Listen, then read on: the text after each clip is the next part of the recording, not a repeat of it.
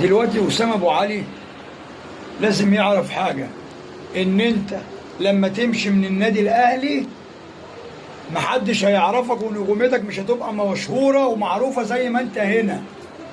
إحنا اللي خلينا العالم كله عرفك، إحنا الأهلي ما بنقفش على حد، إحنا اللي بنصنع النجوم وإحنا اللي بنصنع الأسامي. النادي الأهلي هو اللي بيصنع النجوم. النادي الأهلي ما بيقفش على أي لاعب مهما يكون اسمه ومهما يكون إمكانياته.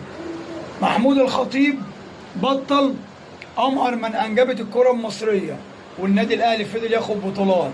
أبو تريكة بطل أحرف من دخل النادي الأهلي وبرضه الأهلي فضل ياخد بطولات.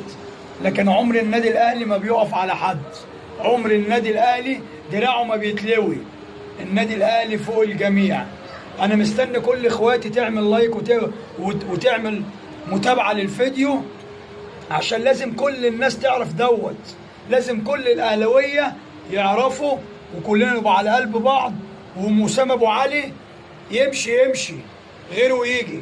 الأهلي كمان بيقرر يبيع أشرف داري، والأهلي بيقرب من بالعيد الجزائري اللي كان قريب الفترة اللي فاتت من النادي الأهلي، دلوقتي كمان أقرب بكتير بعد ما النادي الأهلي قرر يبيع أشرف داري. هو ده النادي الأهلي. الكلمتين اللي عايز أقولهم الأخرى لأسامة أبو علي: أنت ووكيلك مش هتلوي دراع النادي الأهلي.